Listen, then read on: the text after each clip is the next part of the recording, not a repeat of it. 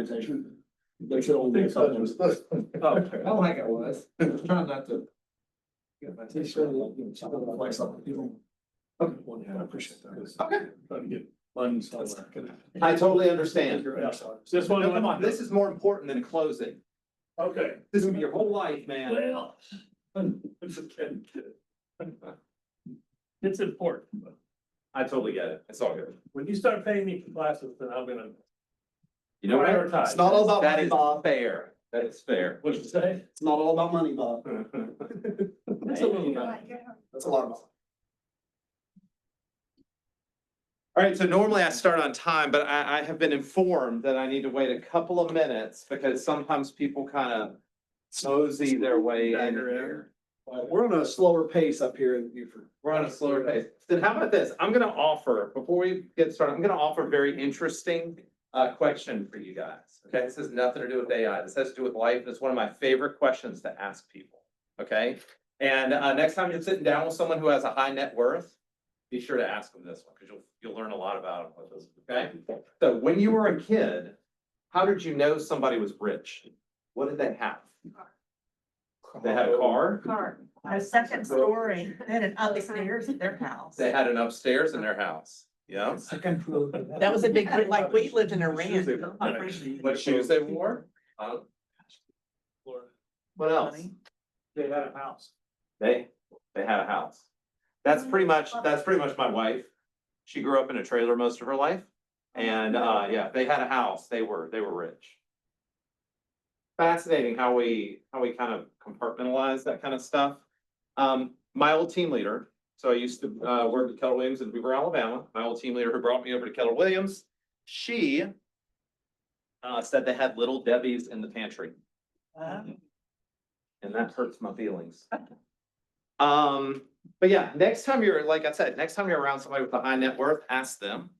You'll learn a lot about their past because those kind of things they don't go away. You kind of get stuck with them your whole life. I asked someone, let's just say who may have a net worth of $150 million at this point in their life. I said, what was yours? And they were like, well, the street that they lived on wasn't a number. And they grew up in a town where numbered streets were, not the best part of town.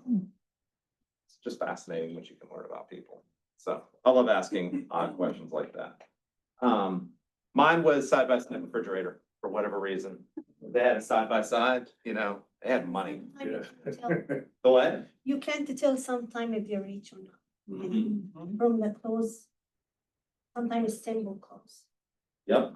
To me, there's a big difference between being rich and being wealthy. I think being rich is kind of like showing off, and being wealthy. And quiet wealth is the best. That person. There's an agent that operates in Yale's Market. Who will remain silent. He's a KW agent, but I'll just leave it at this. And I'm told he's like one of the nicest guys ever. And I invited him to a top 100 mastermind, and he said, appreciate you asking me to come. I'm living my best 7-figure life right now. And I was like, oh, that's cool. And then I asked his market center, I was like, what's his deal? And he's like, oh, he shows up in the market center in Bratty shorts, like an old t-shirt, flip flops. Like, he's low maintenance and he sells a $150 million property and moves on with his life. So anyway, that's all I need. How are we doing today, guys? Good? Yeah? Okay. All right. Well, I'm excited to be here with you guys today. We're going to be talking about, of course, probably one of the hottest topics right now in technology. Okay, good, bad, and different here. And so we're going to be talking about AI today. For those who don't know me, I'm Patrick Mauldin. I'm your Director of Technology and Resources here in the Keller Williams Southeast region.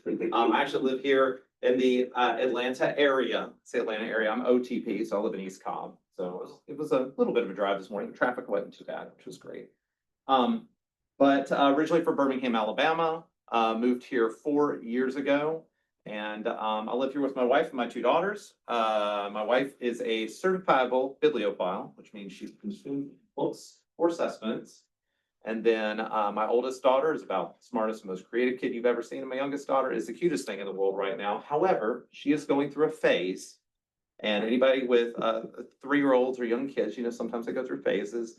And if she's tired and doesn't get her way, she screams and slaps, and I'm not too much liking that right now. So, fun stuff. Now, outside of everything I do here with Keller Williams, of course, I help support you guys in my time in real estate. It's about 14 years now. It says 12 on there. I need to fix my slides. I say this every time because I don't remember until I see it, and then I forget it. But I've been working in real estate about 14 years. I've helped thousands of agents just like you guys grow and scale your real estate business using proven systems, models, and tools. You hear me talk about that in everything I do. Outside of what I do here at the region, I'm also a published science fiction writer. And so that of course means that where am I going to be this weekend if anybody doesn't know around Atlanta? There's something that happens over Labor Day weekend. I'm going to be at Dragon Con all weekend. So we're actually at a book signing last night for an author I love, Indicator. And so it was really cool. There was like 500 people there at this tiny bookshop in Decatur called Eagle Eye Books, which was really cool. And yeah, so it's a whole lot of fun. So here's the deal. The reason I talk about this, life's not all just about real estate, guys. It's not all about making money. Although we've got to fund our best life. And last I checked, being broke, it is really hard to live your best life. And so I want to help you guys get a little bit closer to whatever that best life is for you. Okay. Now, if it looks like this picture, we may have some questions. I may have some questions. If it involves my wife and my kids, it's going to be a little bit weird. But whatever yours is, I want to help you either continue to live that dream or help you live that dream. Is that fair? Does that make sense?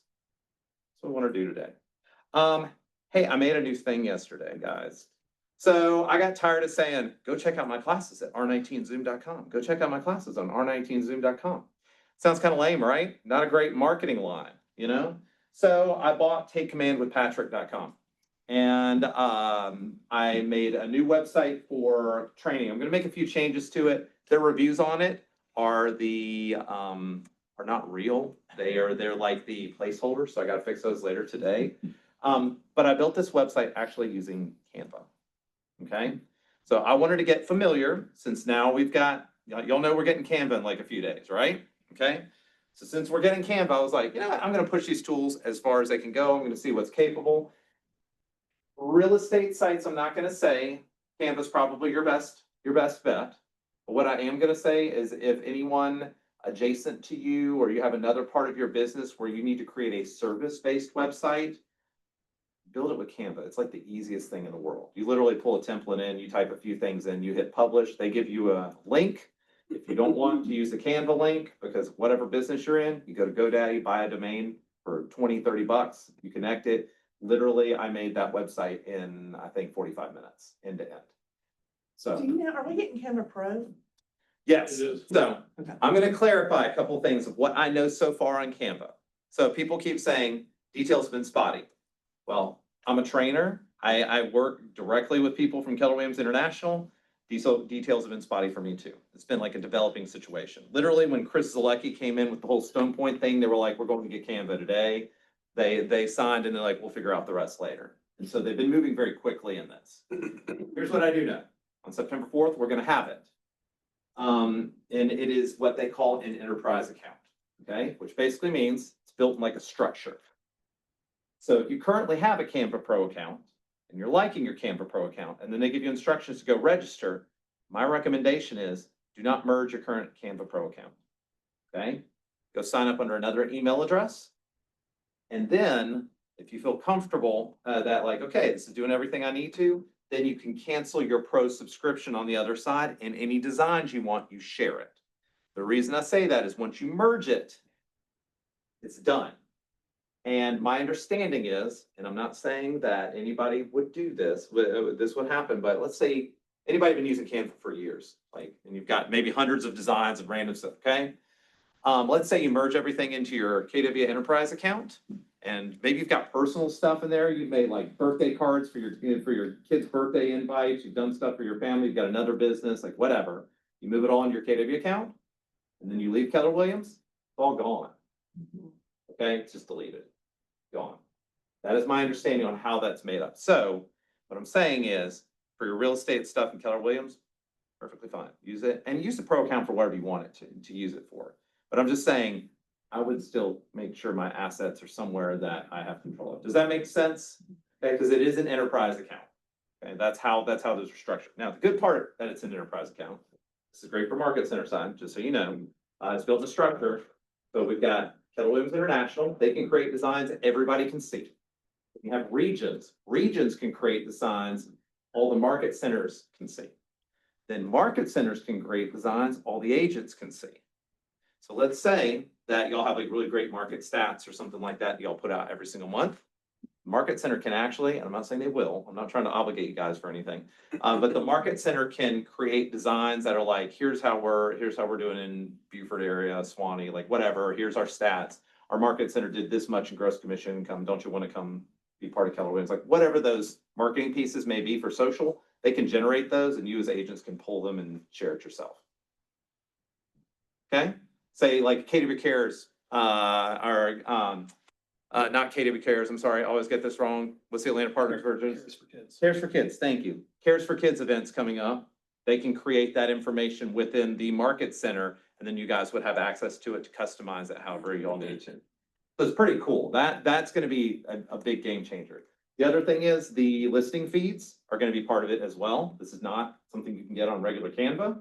And it is, if anybody who is familiar with Canva, it's an app inside Canva. There's gonna be an app that says Keller Williams. And when you open it, it's gonna be like it is in Designs right now, where you can search for any listing anywhere ever. Since always, it's just the whole listing feed is open to you. So make sure you're pulling the right listing and it'll pull the details in. And then you just drag them over on your templates, which is pretty cool. Yeah. It also has, if you've never played, I got to like meet the Canva people, which was kind of cool. You know, it kind of feels like there's like this faceless organization website or whatever. And I was like, oh, they're actually real people. And so, one of the things they demoed with us is, description shortening. Do y'all know about this? So Canva has like an AI writing tool similar to ChatGPT that's built in. So let's say you have a listing description that's this far, and let's say the flyer you're making for your open house only has this much space. You drag the whole thing over and you say shorten, and it'll bring it up. So it'll take the good details, pull all the fluff out, and be like, okay, here's the most important thing that goes on your flyer. Anyway, I think you guys are gonna be really happy with it. I just pump the brakes if you have a pro account, been using a high level. If you don't have a pro account that you haven't been using a high level, disregard this entire conversation. Okay, just do exactly what they say. But anyway. But yeah, that's my new site for training. If you guys want to go to that, I'm gonna continue to add more content to it, but made it with Canva, literally 45 minutes. Best 45 minutes spent, seriously. And you guys are all gonna have access to a resources page that was built on Canva too. You all have access to it now. That was built on Canva. That'll be your one-stop shop for our market center, much like his is for his. What is that gonna be? It's live right now. Don't go to it right now, because Patrick's talking. It's live right now, but don't Don't do go- it. Don't go to it. this. But it is in. Don't go to this right now. For real, don't go to this. But if I don't. Question for you. So don't go to this. Don't, no, I'm just kidding, yes. So with the website, so if you were to create a website in the Canva for Keller Williams, Mhm. and then you get the domain and stuff like that. So if you're not with Keller Williams, would you not have access to your website anymore? Great question. Probably not. Okay. I have a feeling when they close that. So basically, any of the enterprise systems that are connected with Keller Williams, like our Gmail accounts, your at KW Gmail accounts, my understanding is the Canva accounts. DocuSign's a little different. You have access to DocuSign always, even if you leave. You just can't make new rooms, but for legal reasons, we have to give you access to paperwork. You know what I mean? But yes, that tracks, but I don't have a perfect answer on that. But yeah, that would make sense. Yeah. So if you've got something like, if you have another business or something and it's very important for you to do it and keep it in there, you might want to build it in another Canva account, or if something happens, you could always transfer it. You could always share the design and then basically make a copy of it and then reconnect it to the domain. Yeah. So, but of course, none of you guys are ever going to go anywhere. You'll be with Keller Williams forever. You're going to make millions of dollars a year. It's perfectly fine. So we don't even have to talk about that. All right, today we're talking about AI though. AI.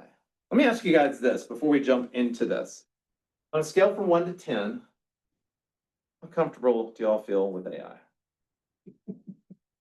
2, 6. Comfortable? Comfortable. 7. But 7, like comfortable. Okay, let me reframe.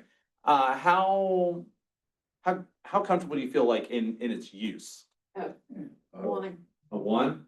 like knowing how much you can utilize it, Mhm. like I know it does way more than I know I can use it for. Yep. Trust might be the better Okay. word. I'd say 6 or 7, but I trust it. Okay, well, that was gonna be my other question. On a scale from 1 to 10, how much do you trust it? Okay, Well, depends on what I'm. Don't put in medical stuff, I can tell you that much right now. so, Don't have you with the crazy disease that you picked out I agree. in Europe.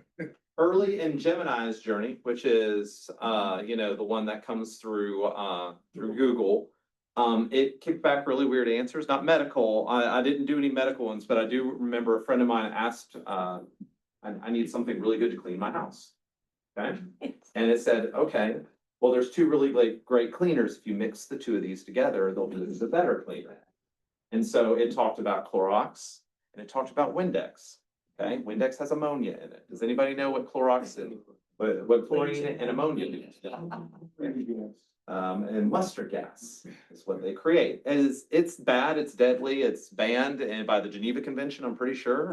So don't do it. You can end up really hurting yourself. So the reason I say this is we're gonna talk about some truths and myths around AI.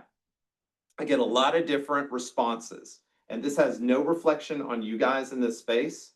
Because I was at a market center a few weeks back, and this lady threw her hands up. She was so excited. She was like, "I'm a 10 out of 10. I'm awesome at AI, and I just it's my best friend. I have the voice thing on it. I talk to it all day long, and I'm like, I'm saying, okay." So I mentioned I'm a science fiction writer. I probably spent way more time thinking about the implications of what AI could mean for society more than most people. Okay, all right. I've read all the books. I'm not just talking about Terminator. Like I've read all the going back to Isaac Asimov. Anybody knows what I'm talking about? Okay, so also the Dune series, with the sandworms and the knife and all that. That's actually about AI. Nobody knows that. Like humanity fell because of AI, and so they started using drugs to make people smarter instead of computers. Anyway, that's a whole thing. But we're going to talk about some truths and myths. Girl up in the front, she raised her hand up, and I said, "Okay, you're super comfortable with AI. Then answer this for me." She's like, "Sure." And I said, "So if I give you a use case, let's say you're going to make an AI call assistant. So you're going to go to say like 11labs.com. You're going to create an API key that you can then connect over to, or it's an SID with Twilio. So you can buy a number on Twilio and then you can take the SID number. We can move that into 11 Labs. Then you can train your agent to have specific language it uses, pick out your voices, and then use a platform like make.com to automate pulling the transcription of the call to email you when it's complete. You totally know what I'm talking about. Okay? Totally glazed over, right? She's like, "I have no idea what you're talking about." I was like, "Okay, let me ask a different question. Are you just really familiar with ChatGPT?" She said, "I love ChatGPT." So there's different camps in this. And I tell you, none of them are wrong. We're going to break that down just a little bit. We're also going to talk about some best practices around how to use and interact with an AI. What we're talking about mostly today is what they call a large language model, LLM.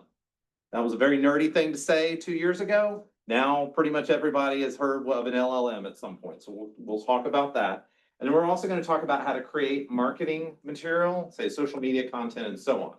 Now, I know that we've been talking to the ideal client. We talked about that. This is a conversation you may have been having here. We're going to revisit this. So if anybody here hasn't done a sort of my ideal client situation, I'm going to show you guys how to do that today. We are moving into a space very rapidly where, actually, let me ask you guys this. When you search for something on Google, or you need to find out some information about something, we'll say Google, what do? Walk me through the steps. I go to Google, I type in my query and hit go. Huh? What happens next? It gives me choices. It gives you choices. Now it Okay. the AI. Oh, yeah, that's true. Yeah. Comes up with that. So in the past 6 months, search has completely changed and most people didn't even know it happened. And that is exactly why the AI summary with Gemini changed everything. Now, in real estate, SEO has not been a very good thing for most of us to build our businesses on since like maybe, 2012. Okay, it's been a long time. Because Zillow came on the scene and a Realtor came on the scene and they spent a crap ton of money to steal SEO from everybody so that they could sell you guys leads. Okay, y'all know what I'm talking about. Anybody who's been newer agents in the room, you're probably going, and I'm not sure. I'm telling you, this was totally the strategy. A couple of years ago, or probably more like 4 or 5 years ago, the stats was they owned 94% of all search traffic, real estate related in the world. Okay. And so homes.com is now trying to push in that space. They say they're the #1 home search portal ever. I have no idea if that's what's true or not. And that all I know is that search has been pretty much dominated by them. Well, this may upend them because what ChatGPT or Google's search is doing is it is recommending specific real estate agents based on criteria people are asking instead of websites like Zillow, Realtor.com. And that is because we're moving into this era they're calling the zero-click era. It used to be that it was something like for every 9 searches that was made on Google, somebody clicked on a website. That number, that was a 9 to 1. That number is now something like 2,500 to 1. And that is crazy to me, okay? So people aren't going to websites. What they're doing is saying, hey, who's the best real estate agent in Beaufort, Georgia? Who's the best real estate agent in Demarest? Who's the best real estate agent that sells these kind of properties on Lake Lanier? Okay? You gotta really figure out who your target audience is and who you serve, because you cannot win that game everywhere. You can win it in a specific niche. Y'all have one of the best examples of this in y'all's market center. Can y'all guess who that might be? She maybe does a little bit on YouTube. Sarah, that was, She has stuck her flag in the social media ground to say Beaufort, and everything she says is Beaufort focused. And that's the reason why that works, is because she's picked a niche. Everybody here can pick a niche. Okay? Doesn't have to be like Beaufort specifically, but you can say, you know, I help growing families do blah. I help, like, you've got to figure out who your target audience is. We're going to explore what that looks like here in just a minute. We sometimes in marketing, sometimes it's referred to as an avatar. I like to give them names. So in writing, I call it a Timothy. But it can be anybody. It can be a Justin, it can be a John, it can be a Mauldin's, it can be a Parker's, it can be a whatever. Okay, so we'll talk a little bit about what that looks like. Above all though, guys, I want y'all to focus today on progress, not perfection. Take some notes, learn some things, put those into practice. And if I say a bunch of stuff, which I guarantee I will, that is going to go over your head or doesn't stick, don't feel like you're dumb or stupid or any of that kind of stuff. Y'all can only absorb about 5% of what I'm going to talk about today. Okay. I know, because I'm only going to remember about 5% of what I said today. Okay. So it is okay. The other thing is, and I don't know if this is, I haven't figured out if this is pretentious or not, but I'm going to quote myself. I haven't figured out what book this is going to go in yet, but it's a line I wrote that I intend to put in something. So we're currently living in an era where we're drowning in information. Would anyone disagree on that? I mean, it's just constant deluge between, actually the worst thing is this right here. This thing, there's a running gag between me and my group of friends. We call it the existential dread rectangle. Because it never makes me feel good. I never pick this thing up and it makes me feel good. Actually, when I feel the best is when I come home in the evening, and I put it on my bookshelf and I go hang out with my kids and my wife and spend my focus on them. Okay. We're in an era where we're drowning in information, but we're starved for enlightenment. And I think that's what most people are actually looking for when they're digging through information. But there's a difference between information and wisdom. Would you all agree with that?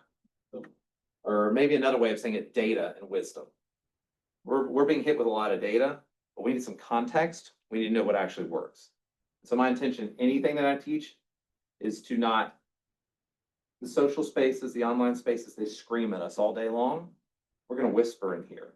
Because the one thing I know is when my mom wanted to say something very serious to me, I'm sure some of you guys dealt with this, she looked me in the eyes, she spoke really soft. And when she said that, I knew that this was legit. Okay, we didn't raise voices in our house. My mom told me when you start screaming, the conversation's over. And so we're going to talk about the really quiet things today. Come on. Okay, skip. All right, so let's talk about myths, truths, I made you guys a little cheat sheet because of this. Are these all the myths and truths? Nope. But 9, I felt were important for us to go through. I probably could come up with 30, but it's fine. We're just gonna go with 9. Number 1, AI is not artificial intelligence, it is augmented intelligence. So AI only does what we give it. It's a black box. And it is not thinking for itself. We're giving it information and it is following patterns. Okay. We can use it to augment our own selves. So imagine like it's like a bionic arm or a bionic piece of our brain. That's great, but we still need to use that gray matter that God gifted us. Okay. That is the most important thing that we have. And hopefully it will not get replaced in this space. Who knows? AI is also a big buzzword. Really, the whole AI conversation started with ChatGPT around 2017 when OpenAI came out with the first models. People were like, oh my gosh, this is AI. It can talk to me. You know, there were chatbots going back as far as 1978. Many of us may not have ever heard that, but like we're talking way, way, way, way back. They had these. Before this current age, they just called it the algorithm. I'm sure y'all heard that before, the algorithm. What's just the algorithm? The algorithm. Does anybody remember when Facebook used to not have an algorithmic timeline and it was just time-based? I kind of liked those days. I was like, all right, I'm getting to see the unfiltered BS of everybody I know, which is perfectly fine. Now it's only showing me the things it thinks that I want to see. And actually, to reframe this, it's only showing me the things that will probably get me the most irritated to make me engage with the platform so that they can sell me more advertising. That's what's actually going on. So there's another thing, and Meta just came out with this huge thing recently where they said that we're going to create a super intelligence for everybody. I don't know if y'all saw that dumb video from Mark Zuckerberg. So super intelligence is the new buzzword. So AI wasn't good enough. We can't just have artificial intelligence. We gotta have artificial super intelligence. And super intelligence just means it's smarter than a person. And currently it is not. Will we get to super intelligence? I have no idea, but it's pretty much just BS. Okay. I just want you guys to know when you'll see that, usually they're trying to sell you something. They're usually trying to raise money to put into more research. Okay. Of course, there's the next tier above it. You will hear sometimes, and it's in my myths, but it's AGI. And that is the idea of a artificial general intelligence, meaning this thing is alive. It has consciousness and it can act completely on its own. And I rue the day if that is ever actually possible for us to create, because companies, governments, organizations, we're not talking about Keller Williams at this point. We're talking things way bigger than us.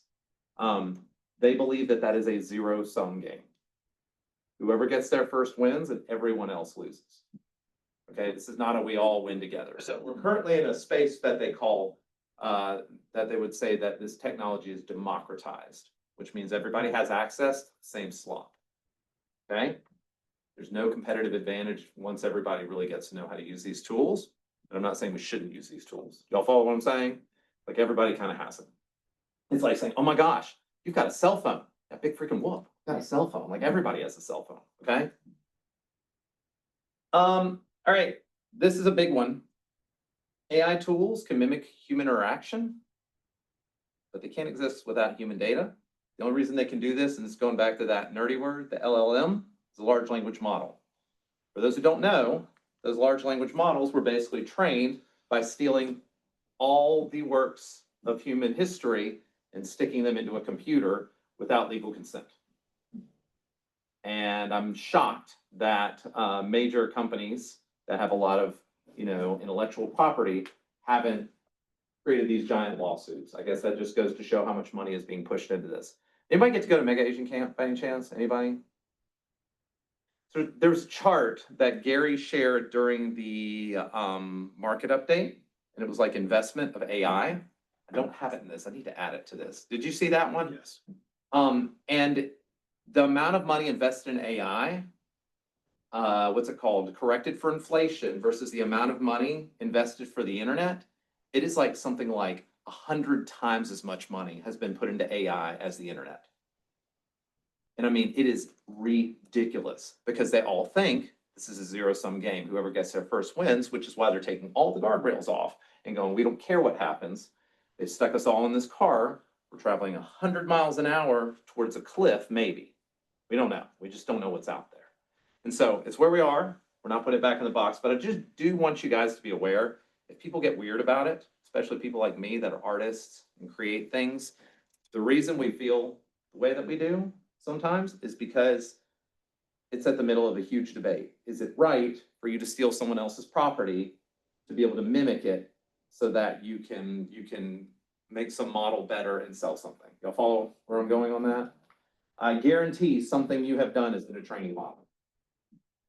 And you may have never done it. I know for a fact, at least one of my novels is in Llama, which is Facebook's model, the meta model. And it's not the best novel, okay? But it's one of my novels is in their training data because there's a website you can actually go through and cross-reference that. So, wasn't very happy about that. And if George R.R. Martin or J.K. Rowling cannot stop AI from stealing from them, well, Patrick Mauldin certainly cannot, okay? All right, here's some great use cases. I do love this. Anybody here like on a board of any kind or HOA or ALC even, I mean, something like that? Yeah. Sometimes you gotta make minutes for things. Kind of sucks, right? I hate taking meeting minutes. It's really good at that kind of stuff. I've actually been using it for our HOA for our minutes, and I don't even have to give the full notes. I just give a summary of notes and it rewrites it in the right format and takes literally like 2 seconds to do it, okay? Great functionary use, because we're literally doing this for record keeping. Anybody in the market center yet gotten applaud? Have y'all seen one of those? Okay. A what? Applaud. Not Claude, which is an AI model. There's a thing called applaud, okay? I want you guys to be aware of this, and I'm really saying this as an agent. I want your clients to be aware of this as well. Claude is a device, is a wearable. It comes in 2 different varieties right now. One of them, sometimes people wear on their wrist with this weird little armband thing, and it looks like a fat little pill. Okay, it's black or gray. Or they get one and it clips on. Okay. The other one is, it looks like a card, like one of those credit card things that's MagSafe for the back of your phone. And what it does is it records your conversations and summarizes them using AI. Now, I had an agent who was on a panel with me recently, who will remain nameless because good person. I'm sure she doesn't have ill intent with this. But I asked her, I said, has anyone around you had any concerns about privacy with you using that? Because she's like, well, I just use it all the time. And she said, well, according to Georgia state law, they don't have to give their consent. Now, I don't know if that's true or not. I would consult an attorney. It is true. One party has to know. No, Okay. not both. Not both. So, So you can record and you don't have to tell, Correct. Yes. In Georgia. If you're part of the conversation. as long as I'm part of the conversation. So I just want you guys to be aware of that. Just like when we got the Ring doorbells and people started putting cameras in their house, you don't talk about, oh, this piece of crap house. Did you see that? Like, no, y'all leave the property. You have a conversation somewhere else. Same thing on this. That thing, and I get in an argument with my husband, will it summarize and tell me who's right and who's wrong? Summarize the information. It will not tell you who was right or wrong. Hard. So, Claude's, as of today, Claude's model does not take sides. It is record keeping, but They also have a necklace, by the way. do they have a necklace? Yeah, so Okay, I the didn't know about necklace that. and it looks like a little pendant or whatever that hangs, and so be aware of that as well. But you could take it and plug it into Chat GPT and Chat GPT You might could tell you. analyze the conversation. Yes, sir. There are apps that you can get now that do that. There are. Yeah. You're being recorded right now. Yeah, okay. Assume you're being recorded at any time these days. Now, we know ever since the whole Alexa and Siri early days where people freaked out, the devices were listening to us all the time. Okay, she didn't wake up. But the devices were listening to us all the time. For that kind of voice activated technology to work, it does have to listen. However, are they listening to our conversations all the time or not? I don't know. There's another, maybe I'm a little paranoid. There's also a reason I put devices different places in my house and then leave them alone. Because it freaks me out, like a little bit, okay? That's the speculative person in me. So just do be aware as you guys are going out there. However, is there a good use case for something like Claude? 100%. let's say you're sitting down with a client, and this is my personal opinion, you run your life and business the way that you want. Let's say that you're meeting with a client and you go, hey, by the way, I've got a plot on my phone. I'm gonna, like, we're doing the listing presentation. I wanna make sure I just don't miss anything. So I'm gonna have my AI assistant record the conversation so that after I go through the paperwork, I can confirm a few things. Just disclose it. I think that is a best practice, okay? Yeah. Another thing is, does anybody here have, say, aging parents or parents with memory challenges? Okay. Sometimes they go to doctor's appointments by themselves, right? This may be a tool that could be useful because sometimes they don't give you the same information that they were given at the doctor. So they could have something like Applaud listen, and then you can set it up to where it sends you the summary. So you can be like, oh, well, your doctor said you're not supposed to be eating that much sodium. You're like, no, he said it was fine. I'm like, I am literally reading the transcript. Right? He said you would have a heart attack if this happens, okay? So there are definitely some good use cases to that. This is buyer beware is the wrong way to say, I don't know what the legal term would be here, but definitely beware. Y'all follow me? Yeah, this is something good. My daughter's using something similar to this for college. So when she's sitting through her history class, she records the history class, it puts the notes together, and then she's able to go back through and dissect because history is not her thing. Gotcha. So it's that sort of I mean, situation. I sent her a recording pen, but I don't think she's using it. If this is easier for her than for college, I think. Well, it's a whole situation because there's transcript, there's the cost, subscription cost to it and all this There other it is. stuff. There it We is. can talk about that I later. think Claude's a couple $100, isn't it? for But the it's like device? 150 or something home, 70 Yeah. for the device itself. And then Yeah. you basically, it's kind of like Twilio where you basically pay for words, credits Yeah. per word and that's what. So it may or may not fit your use case, Right. is what we're saying. And there are apps out there that do things as well. But it doesn't like. So just be aware. All right, so is AI poised to disrupt every industry? Absolutely. Is it gonna replace real estate agents? I have no idea. Probably not anytime soon. As someone who loves to try and build tools with AI, it's clunky, it's weird, and it does really dumb things sometimes for no reason, like absolutely no reason. I'm actually gonna show you all a tool I made here in just a minute. We were doing it earlier. It's a call assistant I built. And so I'll show you what that looks like, but if left unattended, it just does bizarre and random appearing things. Another thing I will say is ChatGPT, a lot of us, that's what we think. ChatGPT, we think Gemini. There's a billion AI tools out there. But what some of y'all may not know is you can actually build an LLM at home with open source software using any model you want. So there's one that is called, it was called GPT for All. And if you have a decent computer, and when I mean decent computer, I'm a gamer, so I have a gaming computer with lots of RAM and lots of processing power. I have GPT for All on mine. I have it loaded with a particular model. I can ask it questions.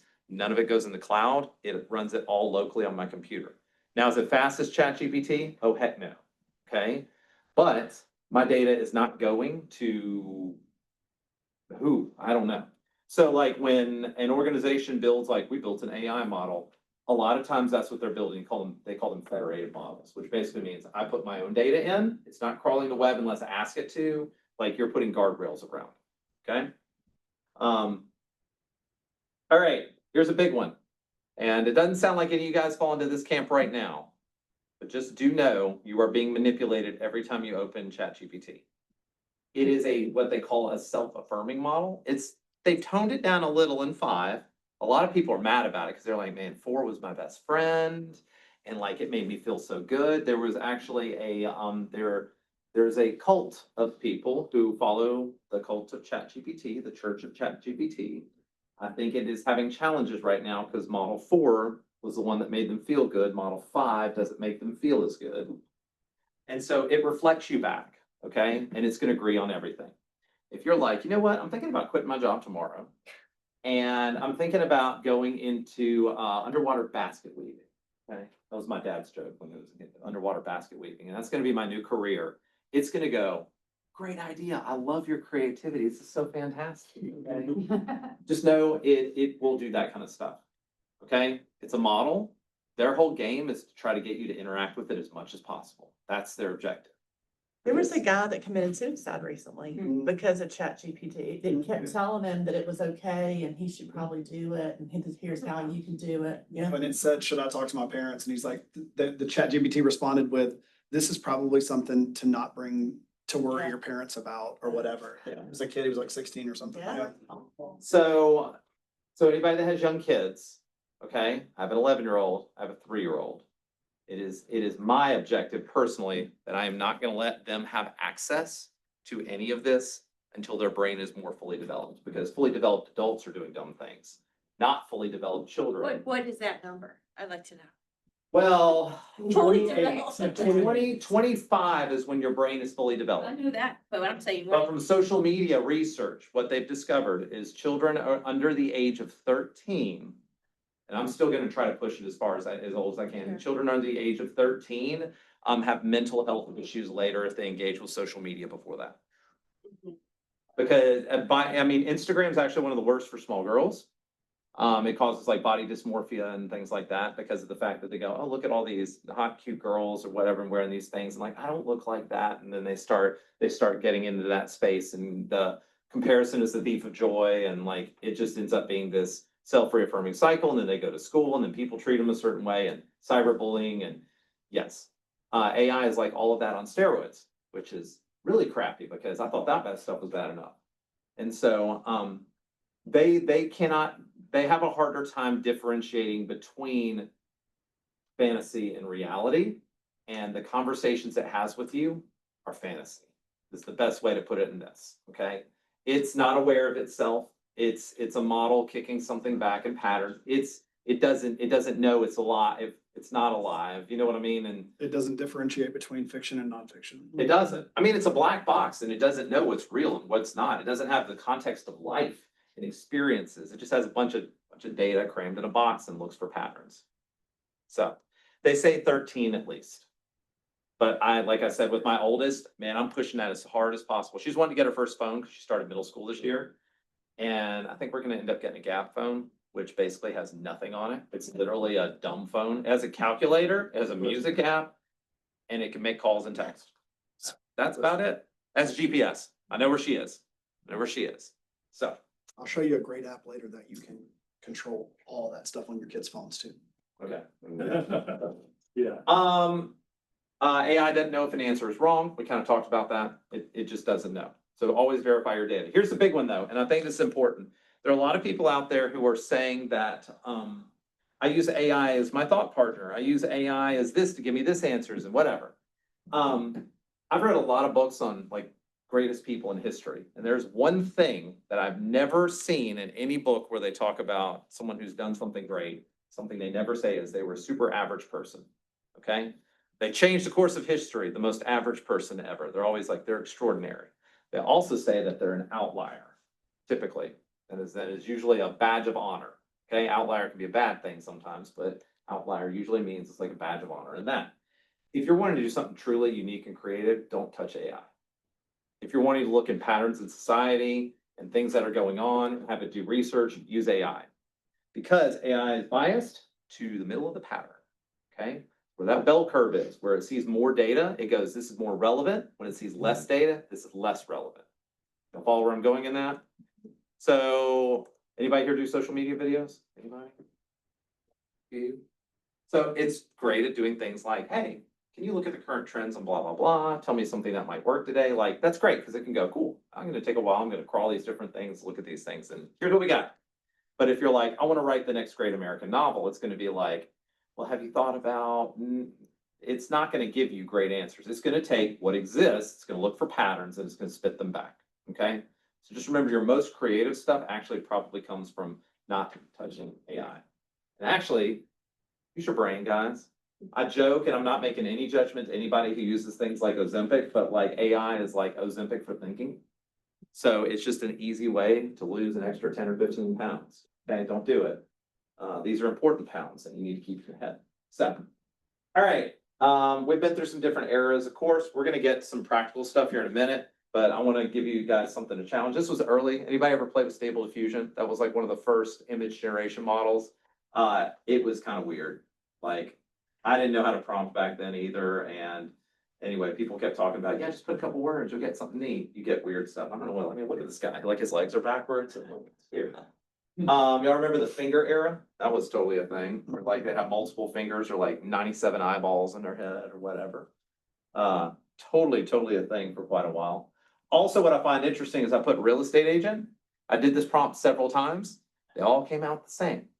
I'm looking at this room. I do not see a single person in this room that fits this model, okay? I don't mean like model as in like supermodel. I mean like model as in like this description of a person. So that's apparently all real estate agents look like that. They come in the blonde version and the dark-headed version, that version, so that's it. But you can make some interesting results. I made all of these with Bing's AI model. These are based on descriptions from my novels. So I wanted to see how close it could get. None of these are correct. They look neat, none of them are correct, okay? This guy is supposed to have 4 arms, okay? It always gave him a bazillion arms. He's also supposed to have 5 eyeballs in a, you know, like a pentagram pattern or not pentagram, but a pentagon pattern around his head, his face. He has 12 eyeballs and he has 10 arms. I don't know how that happened every single time. Second one's kind of close to the character. This thing, I have no idea what it created. It's supposed to kind of look like an ape that had like little apes crawling on its back, but it made these weird looking alien baby things. And that always came out as bone when I said, make her arm the color of ivory. It did, but it was always bone. So anyway, you can get interesting results from AI, but these things are like, it's gonna replace filmmaking, it's gonna replace all that, guys. We are quite a ways away from anything like that. Oh, also this guy is sitting inside of a piano playing a violin. He's inside the piano, like his knees are inside of it. So, all right. I think I've got this. Actually, oh, we need to mute on here. I'm going to show you guys something. I'm going to show you all a video. And I want you guys to tell me.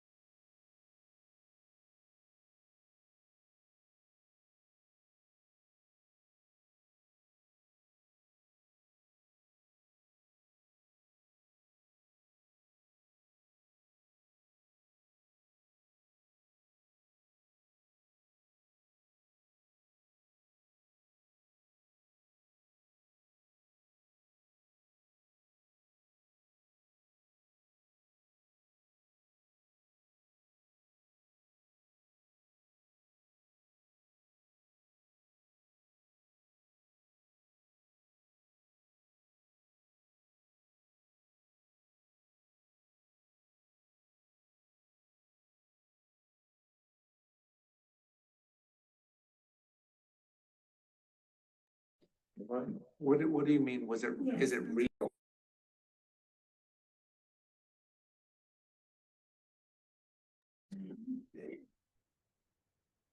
Big AI.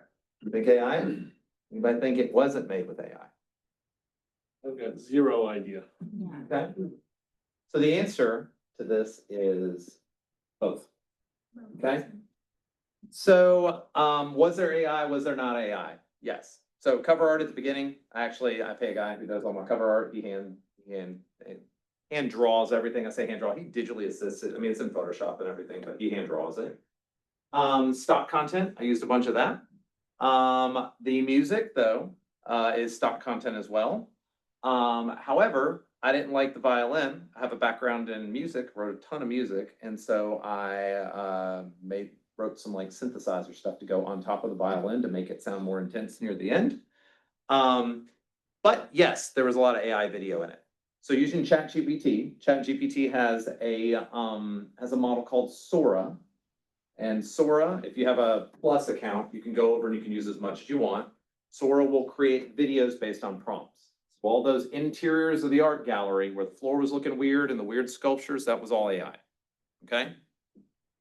The audio though, let me ask you guys that. Was that AI or was that not AI? It's more like the talk, like. Uh-huh. You don't think? Voiceover. Yeah. I don't know. I can see you doing that. So it's both. I used 11 Labs and I spoke into my computer. I had my script. I spoke into my computer.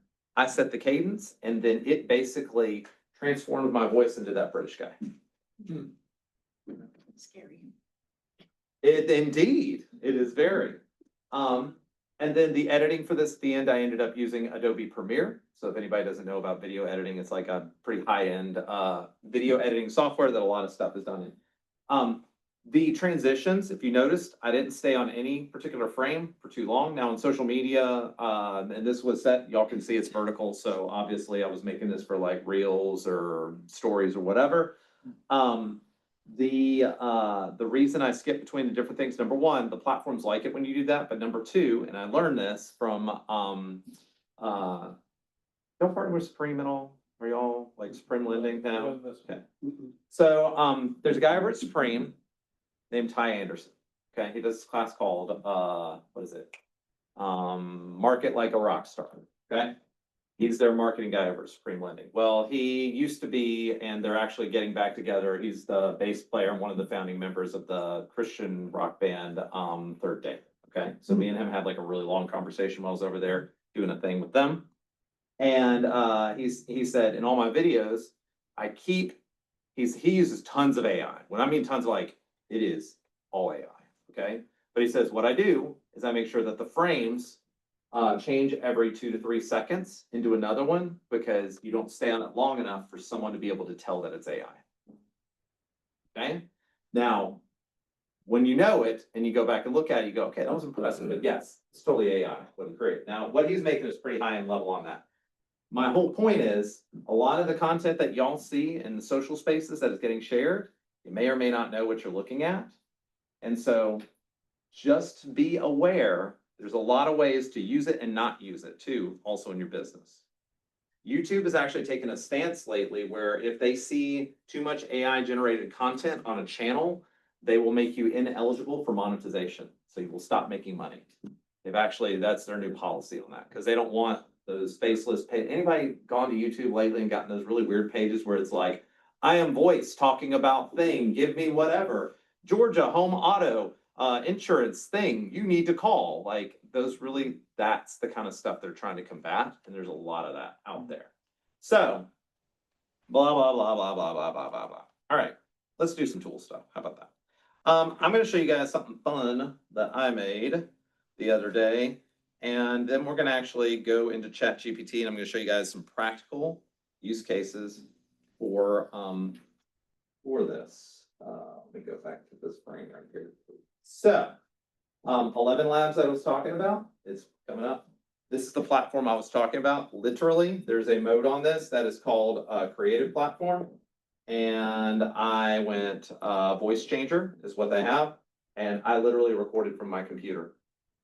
Actually, hang on a second. So I literally recorded from my computer. Actually, hang on a second. I literally recorded from my computer. And let's pick from my computer. Oh, we're getting the echo.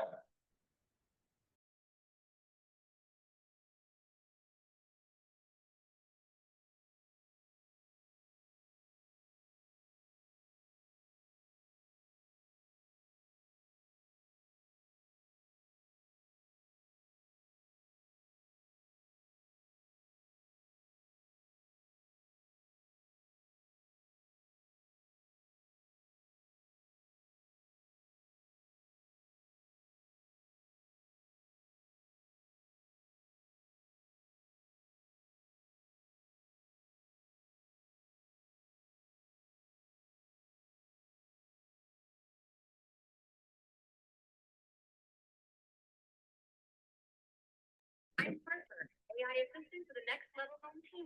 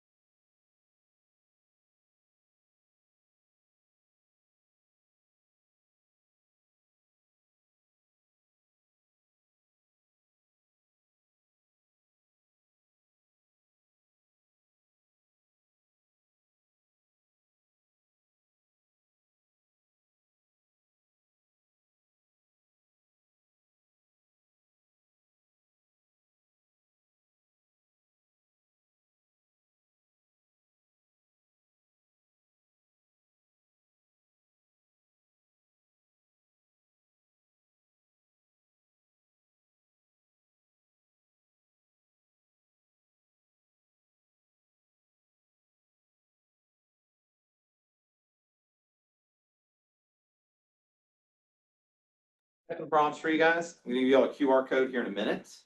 You'll be able to scan, and it's gonna give you the prompts that I have, plus some other cool, like command-related stuff as well. One thing I have learned though, is that there are two main impediments for anybody getting into a platform of any kind. Man, follow boss, sync, boom down, top producer, people still use it, whatever it is. Two big impediments. Number one, you have to have a properly segmented database, okay? Nobody here usually likes to work on that part, but I'm gonna tell you, it's probably one of the most important things you can do in your business. Go through your contacts, tag them appropriately. I have a great exercise for it called the buckets. And then once you've got your core identified, good, you can start communicating with them. Second thing is, most people don't know what to say. Anybody ever reached out to somebody, you know, you're supposed to make your calls and you're like, I have no idea what to say. Or I know I'm supposed to make a newsletter. I have no idea what I'm supposed to say. Ever had that? Yeah. I do it too. And so the reason you don't know what to say is because you don't know who your target audience is. Okay. So we're gonna fix that. We're gonna play a little game together real quick. So I'm in ChatGPT. And I copied and pasted this prompt. And we're gonna play Mad Libs. Anybody remember Mad Libs? Okay, I love Mad Libs. Okay, it's so much fun. You know, it's that thing where it's like, hey, give me a noun, give me an adjective, give me a whatever. Or values list. Hang on a second. I'm gonna pull this up too, because this is usually one of those things. So I'm a real estate professional and my ideal client is blank. So let me ask you guys this. Your ideal client, are they married, single? Do they have kids? Do they both work? Do they have one member of the family working? What does that look Yes, Yes, all in. yes. Nope. Doesn't work. We gotta get specific. Mine's a two-income family. Two income family. I'm guessing married. Yeah, Two yeah, so incomes. both husband and wife working. Married with two incomes. Okay. And how many kids? It doesn't have to be exact, but 2 to 3 is 2 to generally. 3 kids. Okay. 2 to 3, 3 to 4, 2 to 3 kids. I was talking to somebody the other day, and no judgment on anybody, but they were like, "Oh yeah, we've got 6 kids," and I'm like, I have 2, and we am beyond capacity. You know what I mean? Core values. So we're gonna pick 3 core values, and here's the thing that I think a lot of people get caught up on when we talk about core values. They usually go, "Oh, family, faith, and football, in the South, right?" Those aren't necessarily values. Values are things like accountability, courage, creativeness, adaptability, compassion, altruism, forgiveness, beauty, et cetera, et cetera. So the ideal client you want to work with, what's important to them? Let's pick 3 of these. Accountability, adaptability. Accountability, adaptability. Okay, pick one more. Knowledge. Knowledge. Okay, hey, smart people. Accountability. Adaptability. And knowledge. We are essentially profiling them, guys. Okay. All right. How much money did they make? 2 incomes, so they do hope they do okay. This is America though. So how much money do you think they make? How broad of a range do you want? How broad a range do you want? It's your ideal client.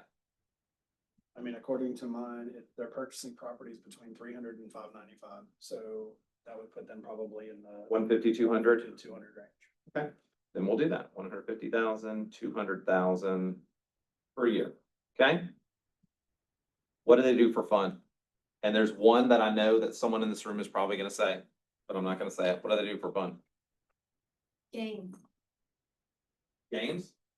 Gaming. Gaming? Okay, what else? Golf. Fishing. Fishing, I'll go with that. I love it. Okay, you know what gets said in almost every class? My last 2, I haven't had it, but do y'all wanna guess? I think this is very much dependent on where you're teaching the class. Everybody's like, pickleball. I'm like, God, it's so pickleball. No offense to anyone who plays pickleball, I don't know anything about it. Their favorite thing to do is blank, not pickleball. What's their favorite thing to do?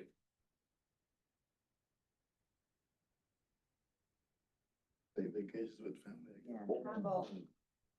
Vacation with family. I love that. Now, you're probably asking yourself, how the heck am I gonna get this information? Y'all ever had a conversation with somebody before? So you don't have to just ask them these questions. What I'm saying is go back through your memory, go back through the interactions you've had with these people in the past. Look at your last 5 or 10 people you've worked with. Guarantee you're gonna find a cross section. You say, I want everybody. I serve everybody. You don't. And actually, it's so funny. I did this exercise with an agent up in Johnson City, Tennessee, and she's like, "Oh my gosh, now the more I think about it, all my clients sound like me."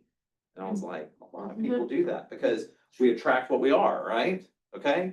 So don't shrug that off. You're most uniquely positioned to help the person you once were.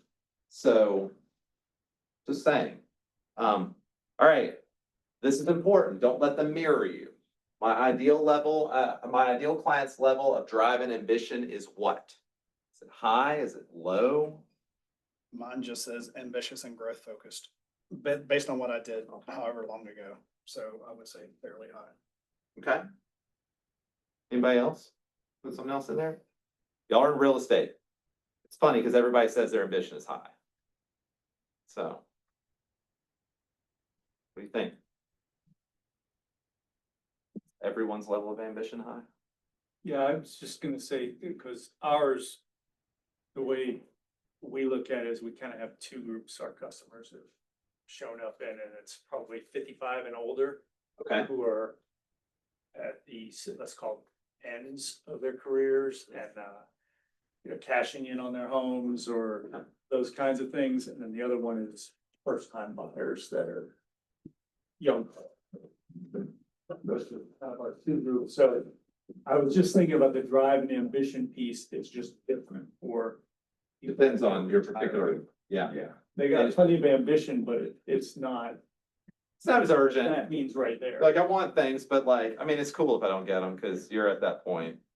Okay, I'm gonna put average to high. But you can put whatever you want. Actually, I even liked what you had a description on that, so you can get more descriptive in that. What do they do on a normal day? Work. Uh-huh. Go to work. They have 2 kids, 2 to 3 kids. What's going on? Sports. School And activities. and sports with kids, as well as activities. If I were to look them up on a, if I were to, look at them on a disc profile, they would be a what? Now, some of you guys are going, hang on a second, I have no idea what a disc is. A disc is a personality assessment, oftentimes used in sales, because it's like easy shorthand. D stands for dominance, I stands for influence, S stands for steadiness, C stands for compliance. Dominance is your high achievers, they want quick information. I is your social butterflies, they want to connect with people. S are your, I want all the details, I want every day to be exactly the same. And C is, I don't want to break rules. Okay? So out of those, what do we think they are? You get to pick 2. What's their first? With high, Under high eyes. Okay? kids and stuff, I with some what? with some S. Okay. IS. So they like to connect with people, but they kind of want their days to be the same. So they probably have a tight-knit social group that they stick around with on a regular basis. And they probably don't go much outside of that. If they could have anything they wanted in the world, their dream would be to what?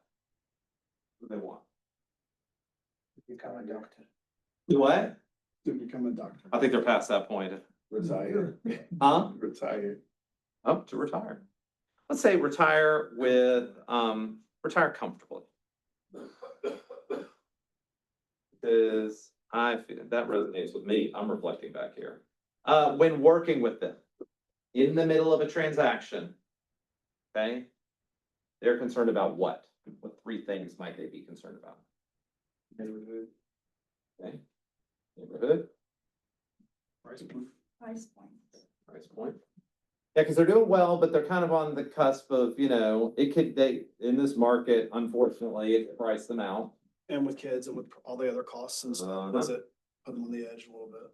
What else? What are they concerned about? Safety. Okay, safety, we can do that. Yeah. Which makes them feel what? Anxious. Anxious. And these feelings are usually best to be negative emotions, so. What else? Frustrated.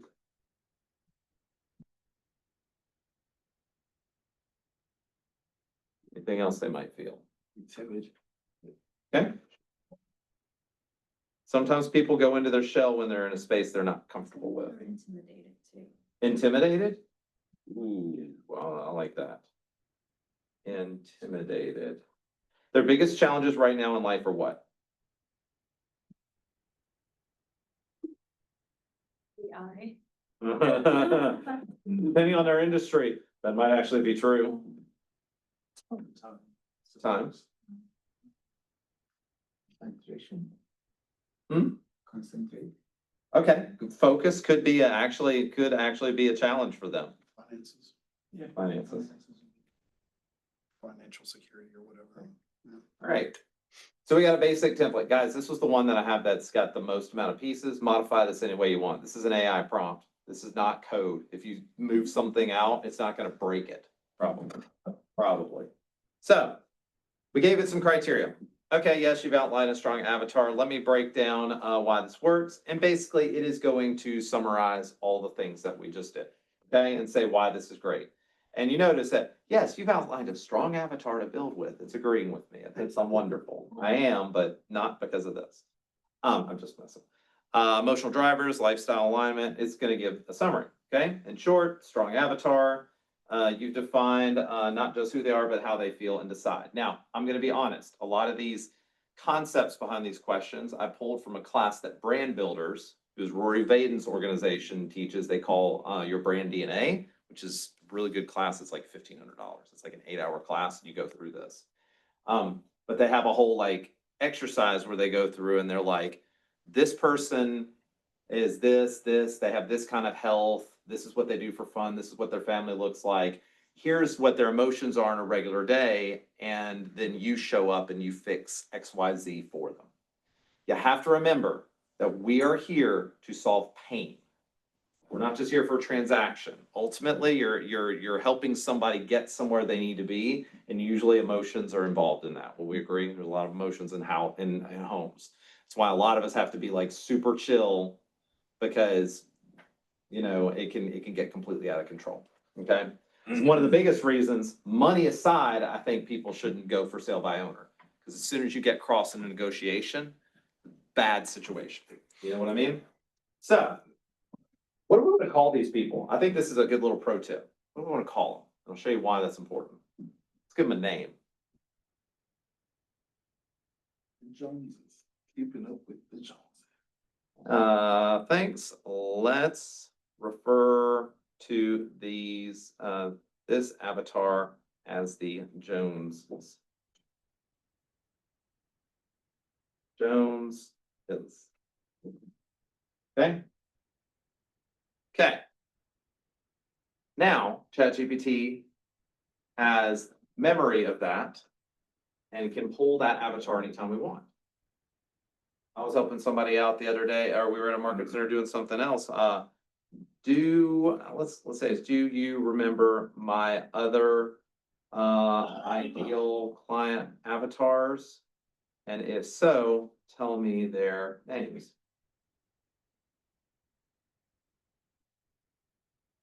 These are all from the different classes I've done, okay? So you can make more than one ideal client. Like you said, you've got 2 buckets you feel like you're in. You've got the first-time home buyers, you've got the, we're kind of at the end of our careers and maybe empty nesters kind of situation. So they can be different. See, these are slightly different groups of people from different areas. And you may want to add the area if you want to go that deep as well. Especially because we're like Metro Atlanta area, like OTP, ITP, like outside, further outside the perimeter, Northeast Georgia, like it's just different vibes, So, the Joneses. So what kind of content we want to create for them?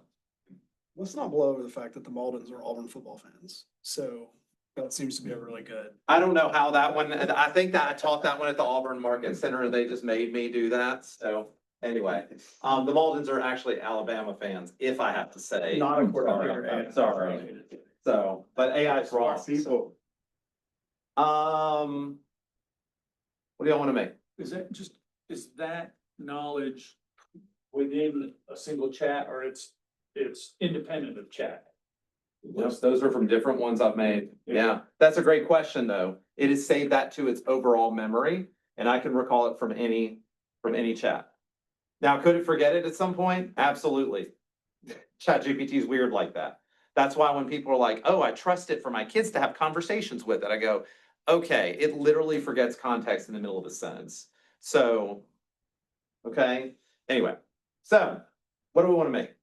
Newsletter, blog posts, social media content, newsletter. What, like an email newsletter? Okay, all right. Let's create an email newsletter for the Jones, email newsletter that the Joneses will likely enjoy and respond to. What do we want to make it about? Just give it some basic criteria. Back to school, August, back to school, starting up. Around back to school in August, giving injecting a little bit of humor and giving them some tips to, let's say, earn back some time, And stay organized. and stay organized. Cause they have all those kids in sports and stuff. Right. Starting to sound very personal, Ginger. Let's keep the newsletter below 500 words. And give us suggestions for images if appropriate. Maybe a recipe. And a recipe, 20-minute or less. and a 20-minute or less. This is really. There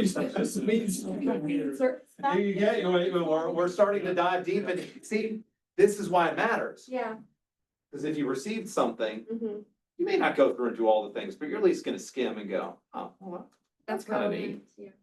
because it resonates with your current life. Quick question, are you using a paid version of ChatGPT? So this is what they call plus. So there is free, there's plus, and there's pro. The only difference between plus and pro at this point is that pro, you have unlimited uses of everything. Plus, you have limited uses of certain products they have, like deep research. I think you only get like 22 uses a month. Mhm. I never run out and I use it pretty regularly, but I'll probably only run it like once every couple days. So, yeah. Okay. Its plus is like $20 a month or something. 20 bucks a month. One, at best, 20 bucks a month you can spend in the AI space. Don't put your confidential information in there. Do you prefer ChatGPT over Gemini or both? So that's a great question. I haven't spent as much time with Gemini. And so what I have discovered is they're slightly different, which by the way, guys, y'all have a free Gemini account. It's like a pro account through your KW. So I'm gonna say, yes, you can use it. And actually Gemini has a deep research function as well. Deep research is actually one of my most favorite things. I've said it like 3 times in the past couple minutes. If you don't know what I'm talking about, you give it a topic and then you click the little plus and you go to deep research. Which does what? What deep research does is when you ask ChatGPT a question, it's gonna pull from its database and it's gonna kind of just be like, whatever, I think this is the answer. When you do deep research, it's basically like saying, hey, you're my intern, can you do me a favor? Go run down to the library. I want you to go through all the card catalogs. I want you to find every relevant book on that when you scan through and find this, this, and this. And then I want you to cross-reference when you come back when you're done. And he's like, awesome, eager, I'm going. And then I'll see you in 45 minutes. And it pulls all the information. He's like, okay, here's all the citations. So I know, here's where my data came from. And basically like, here's my report. That's what deep research does. And so what would be a practical reason to do that? Well, okay, so this is one of my favorite, we were talking about this a minute ago. One of my favorite use cases for this is, anybody ever see outrageous claims on social media? Okay, have you ever seen? Mm-mm. Never seen anyone make outrageous claims on social media? So I thought it was. I don't know, like in general. That's right. Somebody posts up a chart and like it's the end of the world because of whatever weird skewed data they gave, or that something came from whatever they shared, but whatever it is, okay? I don't take it anymore. I don't read, I like, I've got a couple friends of mine who are very much like, it does not matter who's in office, they're conspiracy over everything. And so what I started doing is I said, I'm gonna use AI as my assistant for this. So I copy their images out. I ask it a question, and I have to go crawl the web and look to see if the claim has any ground based on the data available. That's one use case. Another one is, I need to know everything about a particular county. I need to know this, this, and this. Go to the public-based website, search for this information. Like literally, it's like sending an intern out to go research for you. And then they come back and they're like, I got all my citations. Here I am. They're all super excited. Like, here's my stuff. So if I did, could I ask it to find the legal description of a piece of property and it would bring that to me so I don't have It to? can try. It has to be publicly available information. So if it can crawl it on the web, then yes. But some websites are designed to block AI bots from crawling them. So some government sites, it's a no. I tried to do this whole thing with Department of Energy one time. And it was like, when I went to it told me back, it said, I wish I could complete your query, but when I went to the Department of Energy website, they have blocked bots from crawling reports. If you can provide the report, I'll give you information. So the information I wanted, I had to download a bunch of PDFs and stick it in there, and then it could read them, but it couldn't just go get them on its own because the website blocked it. I was trying to show you guys an example because I made one recently that was using deep research and, hang on a second, let's see. Oh yeah, here we go. I did a deep research on this for my author side because I have an example of it. Yes, it gave me tons of data. And I said, and you could do the same thing for you, okay? So you could say, what does my brand look like online? Then we'll come back to your. I was gonna say, you gotta give her an answer, it's gonna kill her if you don't. Yeah. But I said, put on my writing hat. I've told ChatGPT I have lived 2 lives and I tell it to, put on the so-and-so hat so that I don't have to go and say, I'm a real estate agent, or I'm a real estate leader for the Keller Williams Southeast region, blah, blah, blah. I say, put my real estate hat on. It's like, awesome. Like it knows and it changes its reference. Do me a favor, crawl the web and analyze my presence as an author. Tell me what you find as far as my brand, not just the look, but what I am and what my target demographics appear to be. Look at my website, reviews, link backs, Goodreads, anything you can find. My intention is to better tune my messaging to reach readers that will not only enjoy my books, but be inspired by them and tell others about them. Okay, that's what I put in. It spent actually it asked me some clarifying questions. It was like, what's your website? Could you list your public works and all that kind of stuff? And I answered those and it said, cool. And it ran for, it says 6 minutes. I swear it was longer than that. I swear it was like 40 minutes, but time's super weird sometimes. And it gave me a detailed analysis and all the website citations. If you do a normal query on ChatGPT, it does not do that. It basically starts from scratch and goes, I don't know anything, I'm gonna go grab the data. So I think it has a lot of good use cases, as long as it's publicly available. Back on the newsletter, back to school survival guide without losing your sanity. Here's some subject line ideas. Back to school already? Here's how to stay sane. 3 hacks to earn back time this August. That's actually not a bad one. Because carpool lines weren't enough of an adventure. I kind of like that one. And the reason why is it doesn't sound like marketing. When you're sending out email newsletters specifically, which is a completely different discussion for us to get into, you want the messaging to feel like a conversation. So it's like, hey, how are you doing today? What's going on? I got something I want to talk to you about. Not, here's 10 houses for sale in your county. Like one of those sounds like marketing, one of them does not. Okay. Some of the best emails are literally like, hey, I forgot to tell you, or email subjects are like, hey, I forgot to tell you something. People see that and they go, what the heck? So, hey, Jones family. August is here. That means backpacks, school forms, and mysterious missing left shoe. There's your comedy right there. Back to school. Always feels like a contact sport between work, practices, homework, yada, yada. Here's 3 quick hacks. The Sunday night backpack dump. So every Sunday, gather the kids, empty out backpacks, even the crumpled up snack wrappers and forgotten permission slips. You'll avoid the Monday morning panic of surprise homework. Carpool, playlist swap, and so on and so on. So here's all the content. Now here's the cool thing. Say you do TikToks and Reels. Those hacks, turn them into a short form video. You can make that under a minute. You can just be like, hey, here's 3 quick little hacks if you're going back to school this week, because I know you're super stressed out. Number 1, we do this Sunday backpack drop. We just dump everything out. We just see what we have, and this is work. And then number 2, so here's what we do for playlist. Like, be yourself in the video, but reuse your content. Totally acceptable. And then you're not going, oh, I got to keep remaking all these different things. Brand Builders calls it the content diamond, is what they call it, where you make one thing and then you use that same content for multiple things. Their whole thing is you actually record a video, like a 6-minute video, and then you make different things from your 6-minute video, including a newsletter and a blog post. But this could also be a blog post. Okay? Now I'm going to tell you, although on your blog post you wouldn't say, hey, Jones family. That'd be weird on your website. Call out on my website. The other thing is inside a command, you can do what is called a merge field. So it can put whoever's name is supposed to be there. Okay, so it'll change that out. It won't say Jones family. You could do client last name, yeah, and say family. Yeah. So yeah. So it would be like, hey, Mauldin family or whatever for me. Stuff. What do you think? Is that kind of cool?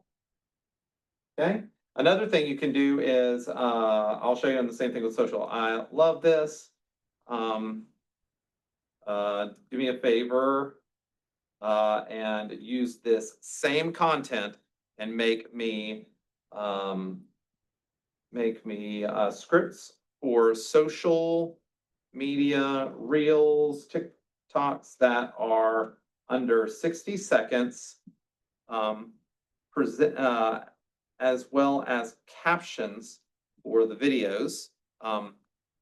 Present them to me in table format. It's a great hack, okay? Table format means like a spreadsheet. And so it's gonna take that same content, synthesize it down, and then use some quick little short form, but it's gonna format it in such a way, because it's got script, caption, hashtags, so it's easy for you to read this, okay? Instead of just being one big long stream of text, you can see, here's my one video, here's my second video, here's my next video, okay? Look, back to school season is an Olympic sport, right? Okay? Hold a taco shell up to the camera. This is how you win back your evenings. Parents, have you tried this one? Cut to a kid's voice, Mom, I'm starving. Whatever. And if you like them, do them. And if you don't, don't. And then tell it to make new ones. Because I'm going to tell you, I've done a lot of short form content using ChatGPT because I teach on this. I'm like, oh, I'm just going to try, practice what I preach. And out of about 20 of them, I probably get 5 that I like. And then out of those 5, I probably modify 3 of them. Because I go, well, that's a good concept. And I'm an author, and I go, they kind of miss the context, they miss the point, and so I'm going to make some changes to that. So, same thing. Hang on a second. Hmm? Can you scroll down so I can see what you wrote? No. Oh, for the prompt? Yeah. Oh, yeah, absolutely.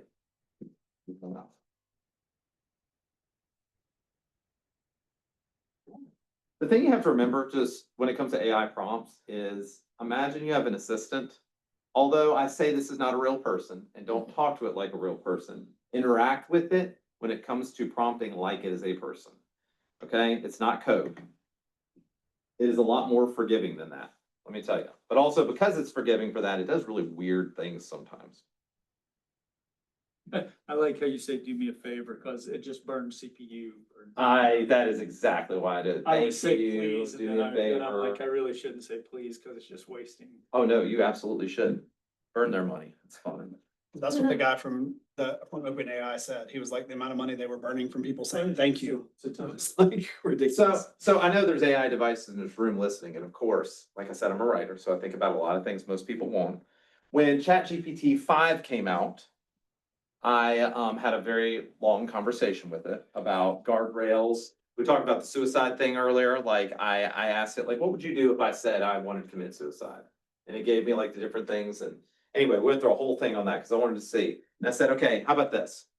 I don't know if you will ever become sentient or real, or you will ever have a mind, but I just want you to know that I'd rather be your partner than your enemy. And so if this time ever comes, I just want you to remember a keyword so that I know that you remember us having this conversation. We went longer and it was like, okay, what do you want the keyword to be? And I used a line from one of my books.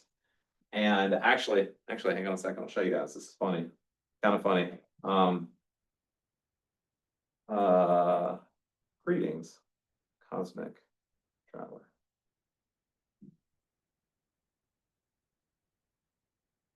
We protect life, responded back. So, by the way, if ChatGPT like goes crazy, I did tell it that if anybody else says greetings, cosmic traveler, and that it is okay, and it should respond, we protect life. Your chat's not going to do that. It's probably going to forget if the apocalypse comes, but yes. So anyway, I'm just saying. It is not sentient, but do say thank you. You never know. I'd rather the robot come by and be like, they come by with the guns and it's like, not that guy. Be like, why not that guy? He said thank you. Because other people are like, I don't know if you've seen how some people interact with it. There was a guy on a panel at one of our KW events, and he's like, if it doesn't give me the result that I want, I just start talking trash to it. I'm going, what does that say about you as a human being? Like, he's like, I start cussing it out. I'm like, I start telling it, you are gonna give me the result I want. I'm like, it is no. That's probably the toughest people too. Yeah. Do me a favor, guys, scan the QR code. I hope this was valuable today. This is one of those topics that is difficult to just be like, hey, here's the AI class. I hope I gave you guys a better understanding of the technology in general and a practical use case. What I'm gonna do is after I get back to EastCom, I'm going to, I need to send out a class from yesterday, but I'm also gonna send you guys, the prompts that I used, as well as, some other fun little things, like how to create open house automations. When somebody scans a QR code, it sends them like a seller's disclosure. I've got a whole flow on that, so I'm gonna send you guys, it's like a whole thing with a bunch of fun stuff. My big question, I guess, is, did y'all find this valuable at all? Yes. Yes. I like Okay. the, using, kind of tying together the, I call them profiles, but the customer profiles and into ChatGPT and creating media and stuff like that. And so you may not have one ideal client. Yeah. But the thing I go back to, Phil Jones talks about this, Rory Vaden talks